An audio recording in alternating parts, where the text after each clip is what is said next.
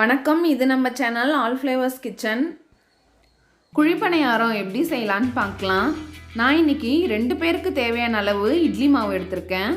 அதுக்கு 2 பச்சை மிளகாய், ஒரு மீடியம் சைஸ் பெரிய வெங்காயம், கொஞ்சமாக கொத்தமல்லி, 2 கொத்து கருவேப்பிலை. இப்போ இது எல்லாத்தையும் வதக்கிக்கலாம். வானலில் 1 டேபிள் ஸ்பூன் எண்ணெய் சேர்த்துக்கலாம்.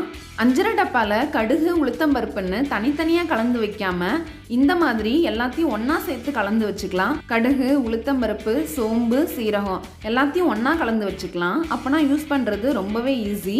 எல்லா பொருளும் சேர்த்த மாதிரியும் ஆச்சு. இப்போ இதில் 1 டீஸ்பூன் சேர்த்துக்கலாம். கடுகு நல்லா பொரிஞ்சதும் இதில் இப்போது நறுக்கி வச்சுருக்கிற 2 பச்சை மிளகாவை சேர்த்துக்கலாம். சேர்த்து வதக்கிக்கலாம்.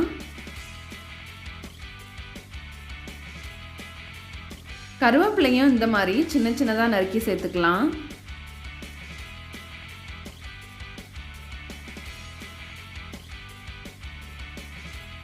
இப்போ இதில் நறுக்கி வச்சிருக்கிற வெங்காயமும் சேர்த்துக்கலாம். சேர்த்துட்டு கிளறி விட்டுடலாம். தேவையான அளவு உப்பு சேர்த்துக்கலாம். எல்லாத்தையும் சேர்த்து நல்லா கிளறி விட்டுடலாம். வெங்காயம் ரொம்ப வதங்க தேவையில்லை, லேசாக வதங்கினா போதும். இந்த மாதிரி கடைசியாக கொத்தமல்லி தழை சேர்த்துக்கலாம்.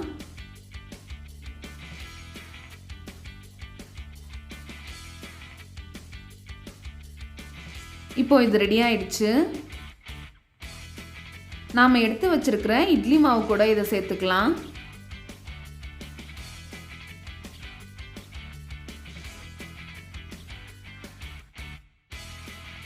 சேர்த்துட்டு நல்லா கலந்துக்கலாம். மாவு இட்லி மாவு பதத்துக்கு இருக்கணும், ரொம்ப தண்ணியாட்டம் இருக்கக்கூடாது. இந்த மாதிரி இருக்கணும். மாவு இப்போ ரெடி ஆயிடுச்சு. ஒரு குழி பணியார பேனில் எல்லா குழியிலையும் கொஞ்சமாக எண்ணெய் சேர்த்துக்கலாம்.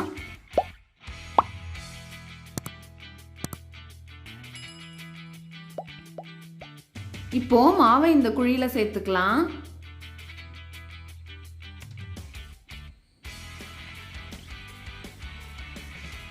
சிம்மில் வச்சு வேக வச்சுக்கலாம். அப்போதான் குழி பணியாரம் நல்லா வேகும். மேலே கொஞ்சமாக எண்ணெய் சேர்த்துக்கலாம்.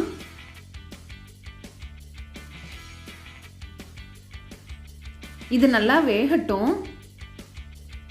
இந்த மாதிரி ஒரு பக்கம் வெந்ததும் இது திருப்பி விட்டு அடுத்த பக்கம் வேக வச்சுக்கலாம்.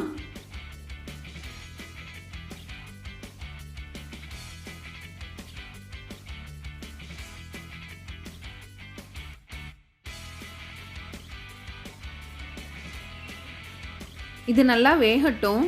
தேவைப்பட்டா இன்னொரு வாட்டி திருப்பி விட்டு அதை வேக வச்சுக்கலாம். இப்போ நல்லா வெந்துருச்சு. இதை எடுத்துடலாம். அவ்வளோதான், சூப்பரான குழி பணியாரம் ரெடி. நீங்களும் இதை கண்டிப்பாக ட்ரை பண்ணி பாருங்கள். உங்களுக்கு இந்த வீடியோ பிடிச்சிருந்தா லைக் பண்ணுங்கள், சப்ஸ்கிரைப் பண்ணுங்கள், கூடவே இருக்கிற பெல் ஐக்கானை கிளிக் பண்ணுங்கள். நன்றி.